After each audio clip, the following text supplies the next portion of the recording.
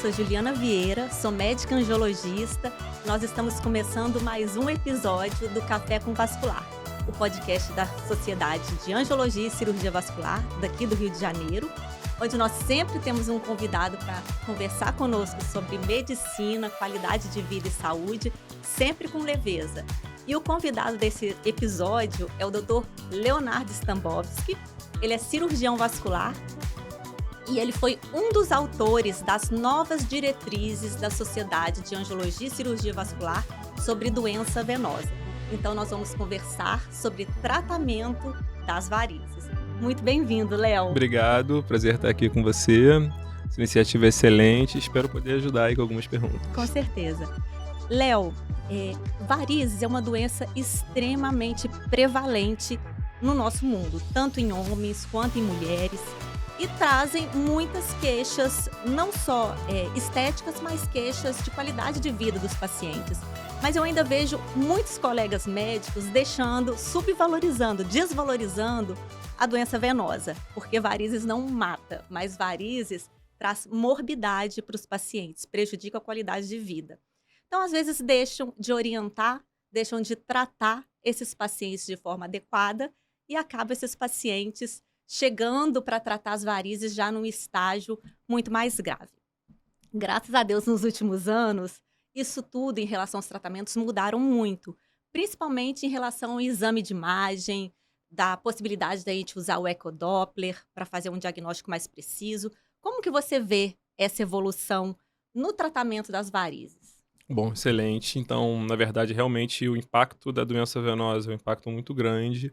Apesar de inicialmente o cunho, obviamente, ter um impacto estético inicial, a gente sabe que essa desordem que inicialmente é só estética, ela em muitos casos evolui para uma doença de fato, um problema circulatório que pode levar eventualmente ferida, trombose e complicações mais graves.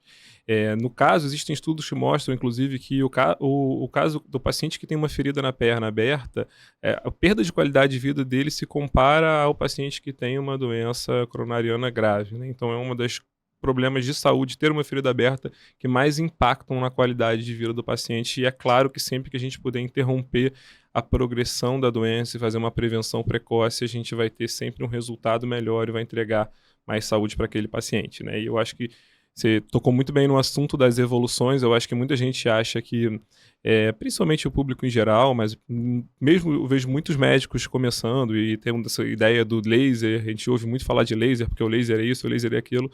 Na verdade, o laser, de fato, é mais uma ferramenta que a gente tem e, sem dúvida, não é a mais importante, né? Eu acho que o laser é um advento que entrou na medicina e na saúde como um todo com muito impacto, mas, com certeza, como você falou, o que faz a nossa mudança de paradigma na doença venosa, e é o que trouxe, eu acho, o que a gente chama de flebologia moderna, é a forma como a gente tenta compreender a doença, né, entender a origem desse refluxo, e isso passa, com certeza, pelos exames de imagem, né? Então, eu acho que se tirar tudo que eu tenho lá na clínica, que não é pouca coisa, certamente o que mais vai me fazer falta é o ultrassom, né? O ultrassom eu acho que é como se fosse o estetoscópio.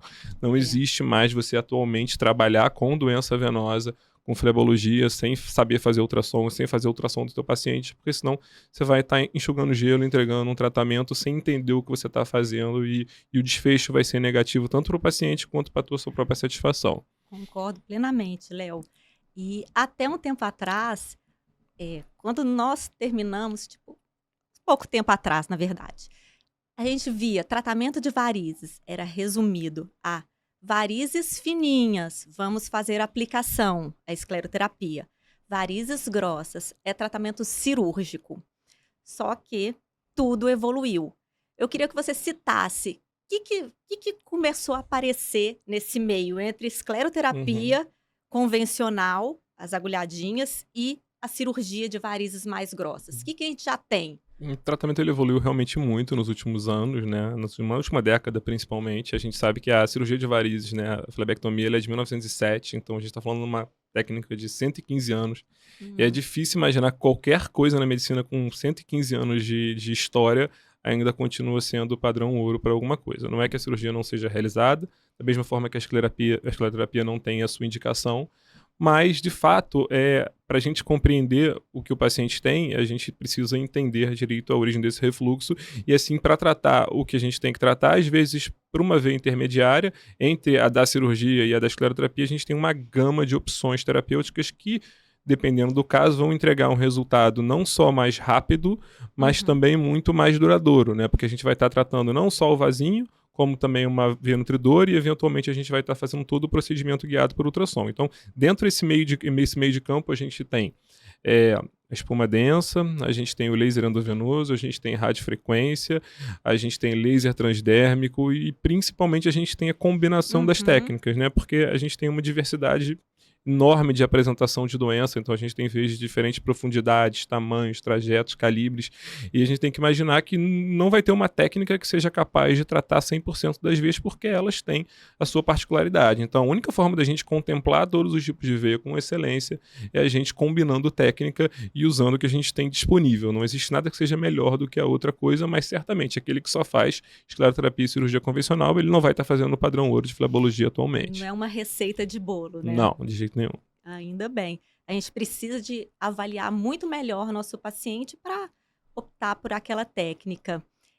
Uma que apareceu no Fantástico, todos os pacientes começaram a ver, a tal do tratamento das varizes com espuma densa.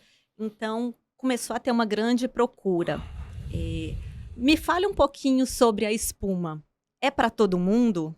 Eu acho que a espuma é o que a gente tem atualmente de mais versátil, né? Os pacientes perguntam bastante e eu acho que ela funciona para tudo, funciona, né?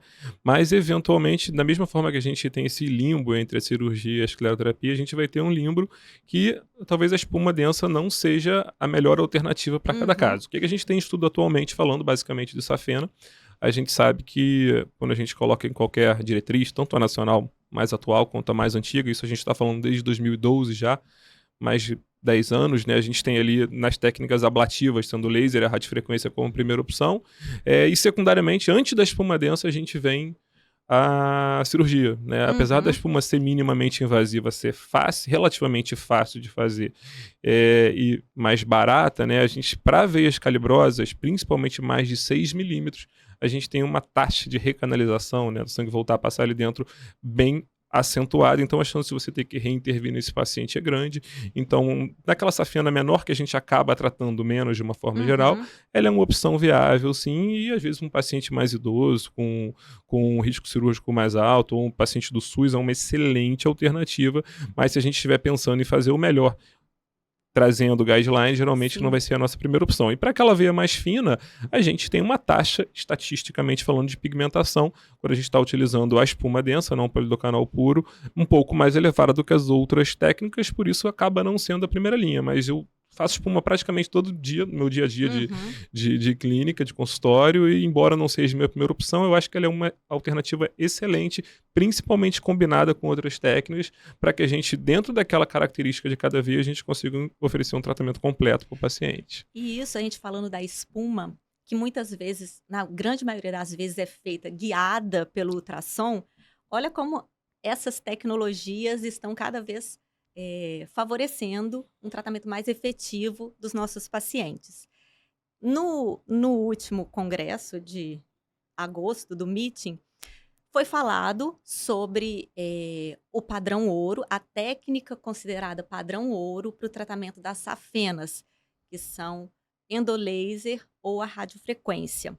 Eu queria só perguntar uma coisa: padrão ouro significa que não pode fazer mais cirurgia, não pode fazer mais espuma, ou é porque é uma técnica preferida que vai ter mais benefícios para o paciente? Como que é Ótima isso? pergunta. Na verdade, quando a gente vai destrinchar esses guidelines, a gente vai ver que, na verdade, não é tão é, tantã para a gente concluir as coisas. Então, em primeiro lugar, quando a gente pensa nas técnicas termoablativas, radiofrequência e laser, como primeira opção, a gente vai ver que elas estão como primeira opção não por conta só do resultado, tá?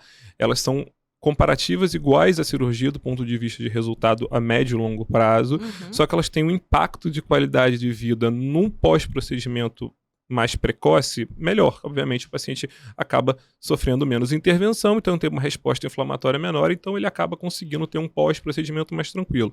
Mas todos esses estudos, eles foram feitos em pacientes ambulatoriais. Então, uma das grandes Uhum. vantagens dos procedimentos termoablativos é realizar os procedimentos a nível ambulatorial. Se você está levando esse paciente para o hospital, você não está diminuindo o custo do procedimento, porque faz parte dessa análise do padrão ouro também diminuir o custo do procedimento, Uhum. e além disso, você também não está diminuindo os riscos que englobam o paciente ser levado para o hospital. Então, você está deixando o paciente sem deambular, você está aumentando o risco de infecção hospitalar. Então, para a gente seguir o guideline corretamente, a gente deveria estar fazendo como foi feito esse guideline no exterior, que são os pacientes ambulatoriais. Então, não faz sentido você levar o paciente para o hospital para fazer um procedimento de ablação com hack anestesia, porque Uhum. provavelmente você vai estar trocando elas por elas com uma cirurgia, trazendo mais custo para aquele paciente. Então, de forma alguma, assim, acabou, né? Você tem lá, até no guideline antigo da Sociedade Americana da Sociedade Europeia, lá de 2012, 2013, falando que você deve realizar o laser endovenoso ou a radiofrequência, a não ser que existe falta de disponibilidade da Uhum. técnica ou dificuldade técnica do profissional que está fazendo. Então, se o profissional não se sente seguro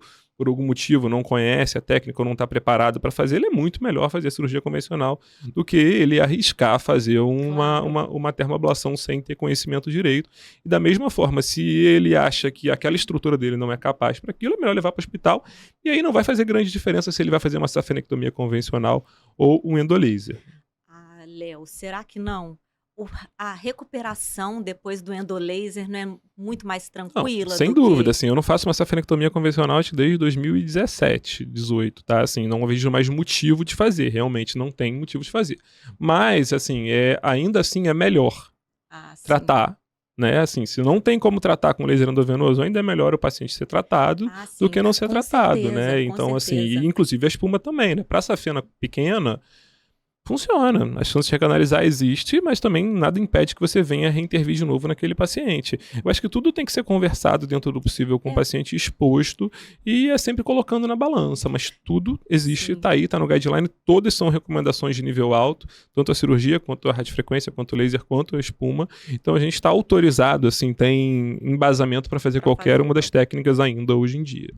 tudo vai depender do sempre a gente fala do paciente e das melhores Sim, práticas que aquele médico pode exatamente, oferecer. exatamente. Mas realmente, os ablativos, a questão de deshospitalização do paciente poder voltar para a rotina com muito mais rápido, a gente tem que pesar isso muito também, Sim, o porque não tem downtime nenhum, né, é, então isso faz muita diferença até no impacto econômico. Às vezes a pessoa acha que está se gastando mais dinheiro, mas no fundo alguém está pagando por isso, né, então isso aham, tem um impacto na saúde grande, porque você levar o paciente para o hospital, ele está sendo que afastado da atividade normal dele de trabalho, você está dando um custo hospitalar para ele maior, então o custo global de uma cirurgia de varizes, se você contando o que é gasto levando o paciente para o hospital e o que ele vai ficar afastado da atividade laboral dele, acaba sendo às vezes maior do que o do laser endovenoso. E da mesma forma, a espuma densa, quando foi feita inicialmente, ela chegou a ser o padrão ouro na Europa, em alguns lugares, por um uhum, tempo, e pela reintervenção, o custo de ter que reintervir naqueles é pacientes acabou sendo verdade. mais alto do que você usar uma fibra de laser e tratar ele uma vez só. Então, tudo é custo-eficácia na medicina e principalmente nesses guidelines que são feitos na Europa e nos Estados Unidos. Entendi. Eu trabalho muito ainda com espuma densa, eu trabalho no Hospital do SUS. E realmente a gente tem que fazer várias intervenções, mas tem a facilidade de a gente fazer para um grande número de pacientes. Então, tudo isso tem Sim, o eu acho seu que para lugar. SUS, eu acho que é atualmente a melhor alternativa, até porque esses estudos também é o seguinte, lá fora eles pagam um X pela fibra, aqui a gente paga 10, 15x, então Uhum. o custo nosso do laser endovenoso ele é significativamente mais alto do que aonde esses estudos grandes foram feitos, então isso a gente também tem que levar em consideração esse viés e aplicar à nossa população, e eu acho que a espuma é uma técnica que veio para ficar em todas as situações e a gente vai continuar ela fazendo por muito tempo. E outra técnica que você faz muito bem é o laser transdérmico e a associação do laser com a escleroterapia. Isso também tem facilitado muito o tratamento acelerando o tratamento das varizes. Você tem uma Aham. preferência? Tenho, assim, eu acho que isso, mais uma vez, é quando a gente está falando de guideline, né, e de diretriz e tal, a gente não tem as técnicas combinadas atualmente, o laser transdérmico associado à aplicação em ar gelado é o popular Clax, Claques, né? é. Mas o Clax é mais engessado, né? Mas um Uhum. Clax mais abrangente, que é o que a maioria das pessoas faz no dia a dia, né? Ele não tem nível de recomendação alto nas recomendações. Na verdade, ele está ali citado como uma opção terapêutica, mas a escleroterapia convencional Sim. ainda segue sendo o padrão ouro para o tratamento das telangiectasias, né? E aí, quando Ah, a eu gente está vi isso lá. falando do próprio laser transdérmico, de forma isolada, ele tem uma ação também maior na telangiectasia até do que na veia reticular, pela característica da absorção do laser. Mas o que a gente faz aqui, na verdade, é tentar tratar aquela reticular nutridora, geralmente guiado por realidade aumentada ou marcado com um fleboscópio ou coisa parecida, mas tentar tratar a veia nutridora associando o laser com a escleroterapia. E aí trazendo duas técnicas relativamente fracas a moderadas, porque a gente poderia também usar uma espuma ali, poderia fazer uma Uhum. flebectomia, ou até poderia usar o laser com uma energia mais alta, mas a gente estaria trazendo mais morbidade para aquele procedimento. Então, a ideia das técnicas combinadas, obviamente, é a gente conseguir oferecer uma eficácia igual ou superior das outras técnicas, sendo menos invasivo. Então, na minha opinião, eu acho que na opinião de todo mundo que faz atualmente flebologia com esse padrão mais estético, as técnicas combinadas, laser aplicação e ar gelado, é o padrão ouro ali para tratar o STAP1. Uhum. E você acha que as pacientes chegam querendo, às vezes, milagre? Muito, tá? Eu acho que Mesmo com às vezes a gente falando de tratamentos modernos, os muito, né? pacientes Eu acho que chegam. a gente vai vivendo um paradigma de mudança de especialidade, né? Tá falando É da parte verdade. filosófica, né? Eu acho que a gente vinha de uma especialidade que não tinha muita ciência, né? A flebologia não tinha ciência nenhuma, na verdade, você basicamente tirava o que estava vendo e aplicava o que estava É. vendo e você não sabia o que estava acontecendo. Então, hoje em dia, a gente tenta minimamente compreender o que a gente está fazendo e os pacientes não estão educados para isso ainda, né? Então, eu até falei recentemente disso no Instagram, porque as pessoas, a gente tem técnicas novas, são técnicas com resultado bem melhor do que a gente tinha no passado, tanto em eficácia quanto em durabilidade, mas a Uhum. gente está falando de uma doença crônica. Então, assim, a doença crônica, ela é por padrão recidivante, então não existe Sim. nenhum tratamento que seja definitivo para as varizes. Da mesma forma, também a gente nunca vai conseguir zerar aquelas pernas e é super importante que você alinhe isso com o seu paciente, porque senão você vai ficar frustrado e o paciente principalmente vai ficar frustrado e aí você vai perdendo as vantagens da técnica. Então não tem jeito, a gente sempre vai precisar fazer manutenção desses pacientes e a gente nunca vai zerar essas varizes. Então eu falo muito de clareamento, eu acho que todo mundo que trabalha assim fala de clareamento, Uhum. porque é isso que a gente consegue. A gente consegue clarear 70%, às vezes 80%, às vezes um pouco mais, às vezes um pouco menos, mas nunca vai. Se o paciente esticar a mão ali, botar um foco, ele vai sempre achar uma Olhar menos de microvariz. 1 metro, Então assim, não é esse vai. o objetivo do tratamento. E assim, tem inclusive em guideline falando que os pacientes que têm esse distúrbio de imagem devem ser Ah. não incentivados a tratar, porque assim, a gente não vai conseguir entregar, a gente não vai Interessante conseguir isso. entregar o que ele está buscando, né? Porque o que ele está buscando às vezes não existe, né? Então eu falo isso pro paciente, assim, é como qualquer coisa que a gente trata. Você não faz um botox querendo recuperar a sua pele de 20 anos de idade. Uma pessoa de 60, 70, ela vai ter uma melhora suave. Então é isso que a gente vai conseguir É. numa perna também. Só que as pessoas, elas estão com uma expectativa, como os tratamentos hoje em dia evidentemente são mais caros do que eles eram, então o paciente estava acostumado a fazer uma aplicação de 2 dígitos, 3 dígitos, e agora ele passa a fazer Uhum. um tratamento de 4, às vezes 5 dígitos. Então, isso para o paciente, obviamente, tem um impacto e a expectativa dele vai lá em cima. Porque ele acha que, como ele está pagando É muito mais caro verdade, do que ele Léo. pagava antigamente, ele vai ter um resultado perfeito. X vezes, se eu tô E pagando não é por aí, X né? E vezes não é por mais, eu exato. quero resultado Eu quero o 10 resultado vezes perfeito. maior. E as pessoas perguntam, mas então por que vou tratar se não é por aí também, né? Então, assim, a gente precisa alinhar com o paciente e com a gente mesmo, né? Porque eu, quando comecei a fazer essas técnicas mais modernas, entre aspas, eu me cobrava, às vezes, um resultado que não vou conseguir, porque não é possível, a limitação da doença, a limitação da técnica. Sim. Então não adianta a gente se cobrar esse resultado de perfeição só porque a gente está cobrando, entre aspas, caro, que nem é caro, porque a nossa especialidade é uma especialidade que deveria ser balizada por uma dermatologia, por uma cirurgia plástica, até por tudo que a gente Sim. tem disponível e a gente é balizado lá embaixo. baixo.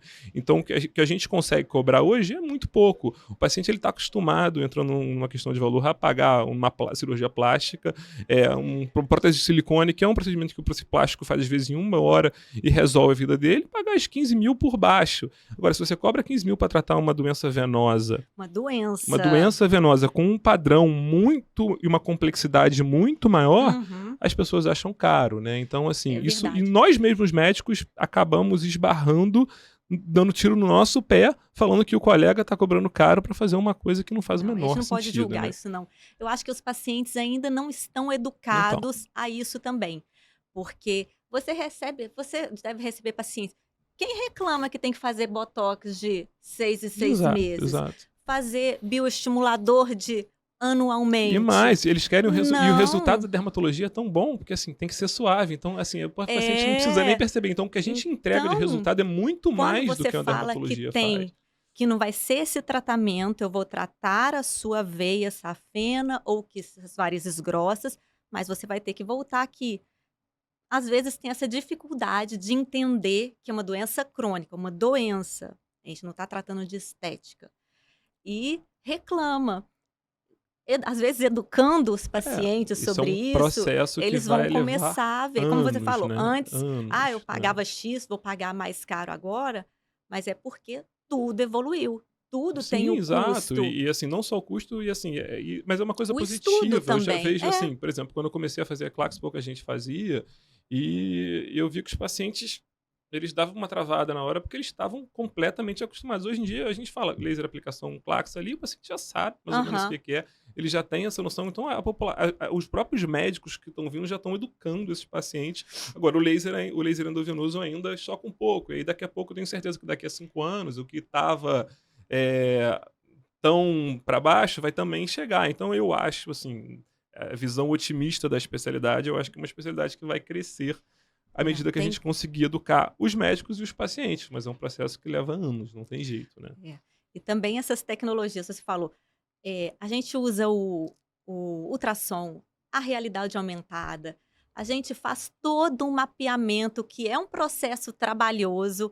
A gente prefere fazer o nosso mapeamento do que... A gente faz muita ciência, né? Do que de fora, para você estudar.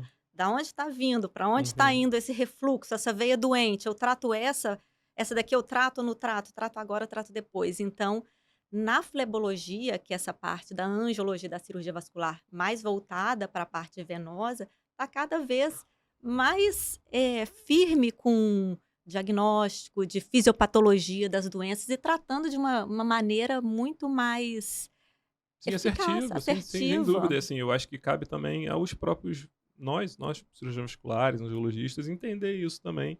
E aceitar que a flebologia é uma ciência. E assim, da mesma forma que as pessoas já aceitam que tem que fazer um projeto com aneurisma de aorta, elas precisam entender que elas não vão conseguir entregar um resultado adequado se elas não fizerem um planejamento adequado. Então, não é o laser que mudou o tratamento, não é o endolaser, não é a espuma. Na verdade, é a compreensão da doença em busca de uma entrega de um resultado que seja eficaz e duradouro. Caso contrário, a gente vai enxugar gelo da mesma forma, independente da tecnologia que a gente vai usar para tratar.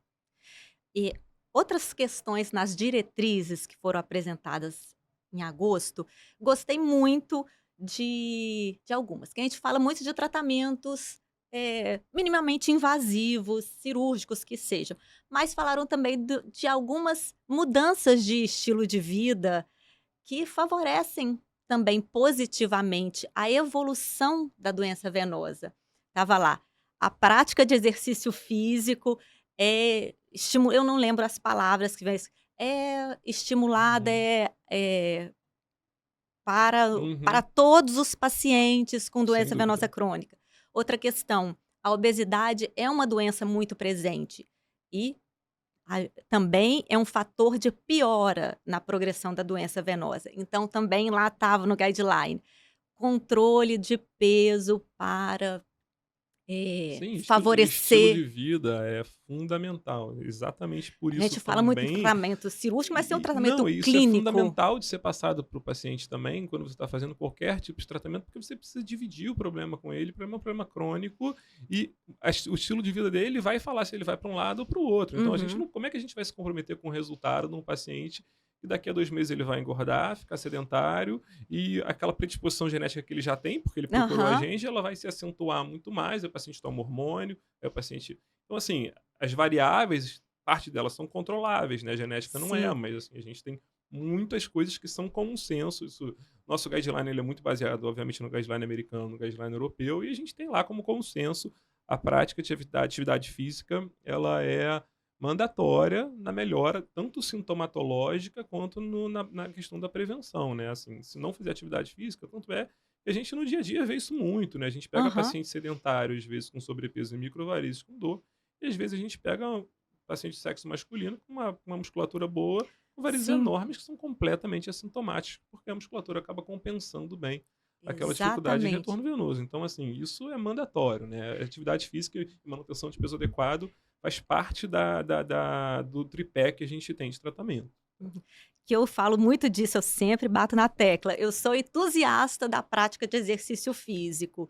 Então, eu gostei muito de ver lá, deixei lá marcadinho para eu Sim. mostrar para todas Isso é uma aquelas coisa que você falou muito pacientes, legal, que eu também deixo, assim, eu para acho as que pacientes que para as pacientes que falam: "Ah, eu não faço porque eu tenho medo de piorar as varizes". Não, isso é só desculpa. total, não, e assim, a gente ter o guideline tá aí para usar, pra gente usar também Isso, com nossa consulta. Eu tenho todos eles lá quietinhos e assim, quando eu vejo aquele paciente mais resistente a alguma coisa, eu pego e jogo e mostro, porque, pô, não ótimo. tem nada melhor que aquilo, é isso. Você tem que fazer exercício físico, tá aqui, não sou eu que acho, tá escrito, tem livro de evidência. Então, assim, mas em medicina baseada em evidência, a gente sabe que exercício físico melhora, às vezes tem mais impacto do que o próprio tratamento, até porque quando você vê as indicações absolutas de tratamento, todas elas você vê em pacientes otimizados. Então você não Sim, pode falar que aquele paciente tem indicação de tratar se ele não está otimizado clinicamente. Otimizado clinicamente é praticando atividade física no peso adequado, pronto.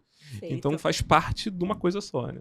Então, Léo, para a gente terminar aqui, que eu sei que se a gente for falar Ih, de vamos varizes, a empolgar gente até vai amanhã. continuar falando aqui. Eh, Dica de tratamento, o que que o paciente tem que fazer? Tá com varizes? O que que o paciente precisa de fazer? Tá, vamos lá. Eu acho que assim, primeira coisa, sempre, né? Se não tá incomodando, a gente tem que entender também que existem varizes que precisam ser avaliadas, mas nem toda variz tem Uhum. indicação de tratamento, né? Às vezes eu pego alguns Sim, pacientes que vêm com exames sem queixa, então assim, não existe tratar exame, não existe nenhum exame de acudoppler em geral que seja, se a gente for seguir guideline, feio, vamos dizer assim, o suficiente para indicar tratamento, né? E da mesma forma que não existe nenhum paciente que às vezes com um exame normal que a gente não precisa tratar. Então, o que faz tratar o paciente é a clínica dele e a correlação do exame físico e do que a gente da queixa do paciente com o que a gente vai encontrar no exame. Então, o primeiro passo é, obviamente, procurar um um cirurgião profissional vascular, um um profissional angiologista, né? adequado sempre. Exatamente, sempre, né? Para que justamente, às vezes, o paciente só precisa ser tranquilizado, orientado a fazer atividade física, orientado a perder peso, ou às vezes orientado a tratar, né? E daí para frente existem uma gama de opções terapêuticas que a gente tem para serem feitas e provavelmente a gente tem vários caminhos para chegar num resultado de excelência. A gente não precisa seguir um, seguir outro. Eu sempre, quando eu dou a apresentação em congresso, sempre minha última frase é sempre essa: escolha a técnica que você se senta mais à vontade fazendo, que é o que provavelmente que você vai entregar o melhor resultado para o seu paciente. E da mesma forma, o paciente tem que escolher um médico que confie, Adequado. né? Então acabou, é isso. Ô, Léo, muito Nada, obrigada pela prazer enorme. participação. Foi ótima a nossa conversa, Ótimo, esclareceu adorei. muitas dúvidas. E, Léo, eu sempre falo que eu sou uma fã de café, mas sofro bullying. Você é do time que toma café com açúcar, com adoçante ou puro? Purão, purão. Vários no dia, Mas puro. não faz bullying com quem toma com adoçante, né? Não, Por não me favor. meto nessa história. Você toma com Tá? adoçante? Toma. É. Viu? Já sofri o bullying. Gente, estamos terminando mais um episódio do podcast Café com Vascular.